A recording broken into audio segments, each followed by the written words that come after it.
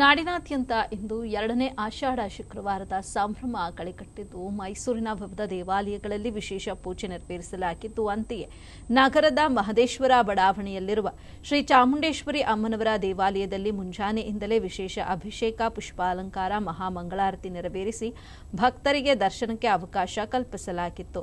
ಎರಡನೇ ಶುಕ್ರವಾರದ ಹಿನ್ನೆಲೆ ಅಮ್ಮನವರಿಗೆ ವಿಶೇಷ ಅಲಂಕಾರ ಮಾಡಲಾಗಿತ್ತು. ಮುಂಜಾನೆಯಿಂದಲೇ ಸಾಗರೋಪಾದಿಯಲ್ಲಿ ದೇವಾಲಯಕ್ಕೆ ಭಕ್ತರು ಆಗಮಿಸಿ ದೇವಿ ದರ್ಶನ ಪಡೆದು ಪುನೀತರಾದರು. ದೇವಾಲಯದ ವತಿಯಿಂದ ಬಂದಂತ ಭಕ್ತಾದಿಗಳಿಗೆ ತೀರ್ಥ ಪ್ರಸಾದದ ವ್ಯವಸ್ಥೆ ಮಾಡಲಾಗಿತ್ತು.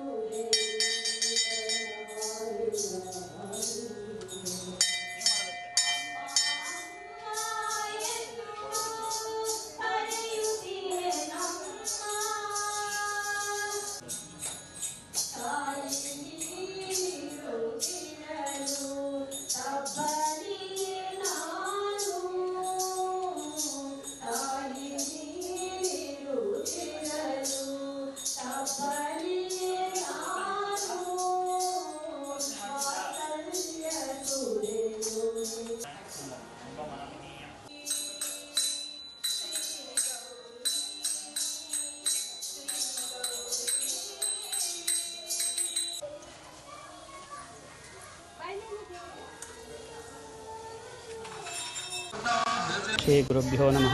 ಸರ್ವಮಂಗಳಮಾಂಗಲ್ಯೆ ಶಿವೆ ಸರ್ವಾರ್ಥಸಾಧಿಕೆ ಶರಣ್ಯೆ ತ್ರಯಂಬಕೆ ದೇವಿ ನಾರಾಯಣಿ ನಮೋಸ್ತುತೆ. ಆಷಾಢ ಮಾಸದ ಎರಡನೇ ಶುಕ್ರವಾರದಂದು ಬೆಳಗ್ಗೆ 5:30ಕ್ಕೆ ಫಲಪಂಚಾಮೃತ ಅಭಿಷೇಕ ಮಾಡಿ ನಂತರ ಅಲಂಕಾರ ಮತ್ತು ಭಕ್ತಾದಿಗಳಿಗೆ ಸಾರ್ವಜನಿಕರಿಗೆ ದರ್ಶನ ಇದಾಗುತ್ತೆ. 8:30ಕ್ಕೆ ಪ್ರಸಾದ, ಮಹಾಮಂಗಳಾರತಿ ಪ್ರಸಾದ ಮತ್ತು ವಿಶೇಷವಾಗಿ ಈ ದಿನ ಶ್ರೀ ವಿದ್ಯಾನಿಕೇತನ ಭಕ್ತ ಮಂಡಳಿಯಿಂದ ಭಜನಾ ಕಾರ್ಯಕ್ರಮವನ್ನು ಏರ್ಪಡಿಸಿ ಭಜನೆ ನಡೀತಾ ಇದೆ. ಮತ್ತು ಸಂಜೆ 6 ಗಂಟೆಗೆ ಲಲಿತ ಸಹಸ್ರನಾಮವನ್ನು ಸಹ ಭಕ್ತ ಮಂಡಳಿಯಿಂದನೇ ಏರ್ಪಾಡು ಮಾಡ್ತಾ ಇದೆ. ಸಹಸ್ರ ಸಂಖ್ಯೆಯಲ್ಲಿ ಭಕ್ತಾದರು ಬರ್ತಾ ಇದ್ದಾರೆ. ನಿಂಬೆಹಣ್ಣು ದೀಪ, ಬೆಲ್ಲದ ಆರತಿ ಹೆಚ್ಚಾಗಿ ಬೆಳಗ್ತಾ ಇದೆ. ಇಷ್ಟಾರ್ಥ ತೀರ್ಧಿಸಿಕೊಳ್ಳಲು ಇದು ಯಾವ ರೀತಿ ಒಳ್ಳೆ ಮಾಸ? ಅದೇ ಭಕ್ತಾದಿಗಳು ತಮ್ಮ ಇಷ್ಟಾರ್ಥವನ್ನು ನೆರವೇರಿಸಿಕೊಳ್ಳಲು ನಿಂಬೆಹಣ್ಣಿನ ಆರತಿ, ಬೆಲ್ಲದ ದೀಪ ಆರತಿ ಮತ್ತು ಬೂದುಗುಂಬಳದ ಆರತಿಯನ್ನು ಸೇವೆಯನ್ನು ರಾವು ಕಾಲದಲ್ಲಿ ಪೂಜೆಯನ್ನು ಮಾಡಿಕೊಂಡು ತಮ್ಮ ಇಷ್ಟಾರ್ಥವನ್ನು ನೆರವೇರಿಸಿಕೊಳ್ಳೋದಕ್ಕೋಸ್ಕರ ಪೂಜೆಯನ್ನು ಮಾಡಿಕೊಂಡು ಹೋಗ್ತಾರೆ.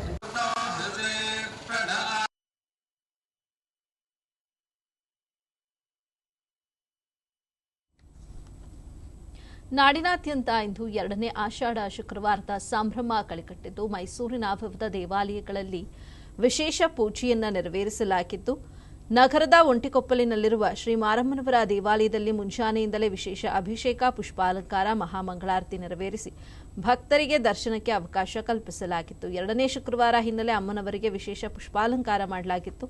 ಮುಂಜಾನೆಯಿಂದಲೇ ಸಾಗರೋಪಾದಿಯಲ್ಲಿ ದೇವಾಲಯಕ್ಕೆ ಭಕ್ತರು ಆಗಮಿಸಿ ದೇವಿ ದರ್ಶನ ಪಡೆದು ಪುನೀತರಾದರು. ಭಕ್ತಾದಿಗಳಿಗೆ ತೀರ್ಥ ಪ್ರಸಾದದ ವ್ಯವಸ್ಥೆಯನ್ನು ಕೂಡ ಮಾಡಲಾಗಿತ್ತು.